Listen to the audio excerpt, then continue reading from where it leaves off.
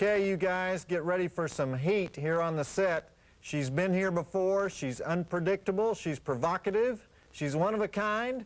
For our third week of Scream Queens Month, she's here with us tonight. Remember in the movie Bachelor Party when Tom Hanks goes to the bachelor party and he almost cheats on his bride because they presented him with a present he can't refuse?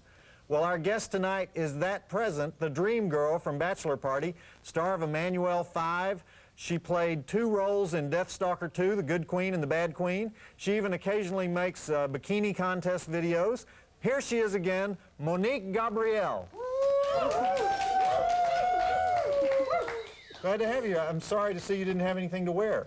Well, I just threw this on and thought I'd come here, and I'm glad to be here again. Thanks a lot, Joe Bob. Okay, you look great.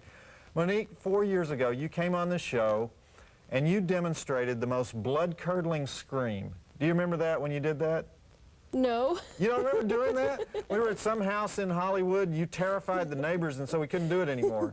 So, have you been doing a lot of screaming since then in the movies? I try to keep it down because I do have that problem with the neighbors getting really frightened out of their wits. Okay, well, but you've been making some Scream Queen type movies since then, right? Yes. Been keeping busy? Well, I'm really happy that you're here again because we're gonna show a kind of tongue-in-cheek horror movie that you did called Evil Toons, where you play the innocent, naive, young virgin girl who doesn't know the first thing about sex or men or taking her clothes off. Just like, kind of like your real life, right? Oh, exactly like that. I was just playing myself. Okay. Let me ask you a few things first. How did you become a Scream Queen? What attracted you to this kind of work? I'm not sure that I was actually attracted to it. It was just out there and I took the jobs. As far as when I was first called a Scream Queen, I thought, why are they calling me that? Because I didn't really understand what it meant to be a Scream Queen and the great honor that it really is to be a Scream Queen. So you do think of it as an honor? You don't definitely. Think of it, because you know, some actresses are kind of embarrassed by it. No, it's great because the fans really can identify with you, and you're not just another actress, you know, in a big budget film with Meryl Streep. I mean, you're in a select group of actresses. Where you're the star.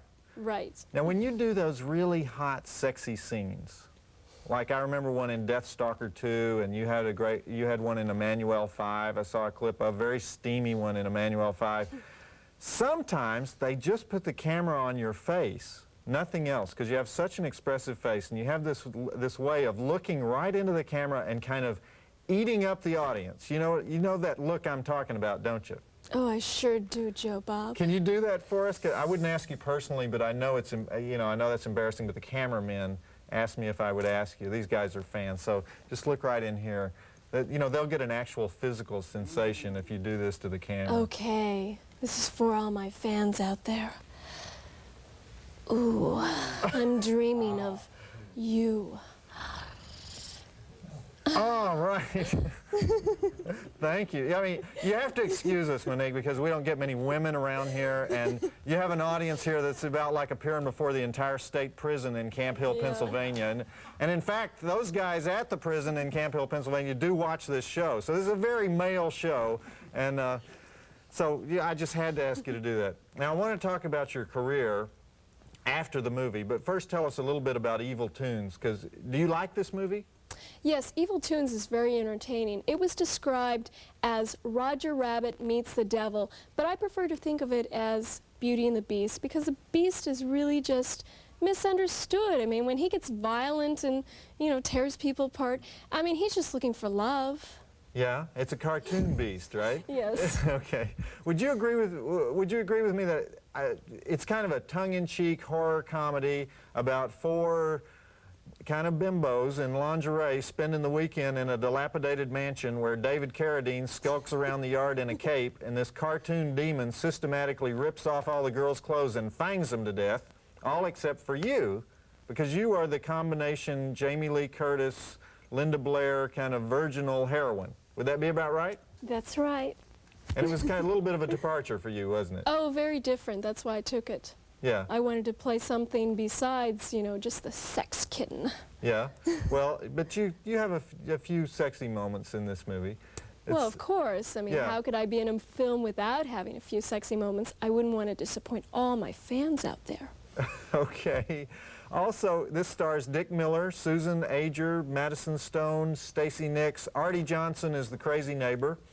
Michelle Bauer appears in it just long enough to bare her breasts, and then she vanishes.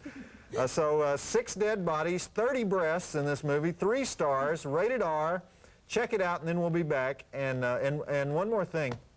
This has a famous scene in it where you discover for the first time that you have breasts and a body that men might want to look at. And was that inspired by some moment in your life? Oh, yes. I was very flat-chested until I was about 12 or 13.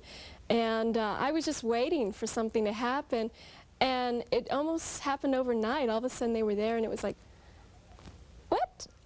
Okay, it's Christmas time. All right, well, that's the way we feel when we watch your movies, Monique. You know, we go, okay, and so that's great. You had plenty to work from That's real life right. when you did that scene. All right. I was really an ugly duckling growing up, so I really didn't realize that I was attractive until later on in life. So this is a very important scene from Monique's life. It's an amazing scene. You don't mind me telling him about this, do you? No, not at all. Okay, it is an amazing scene.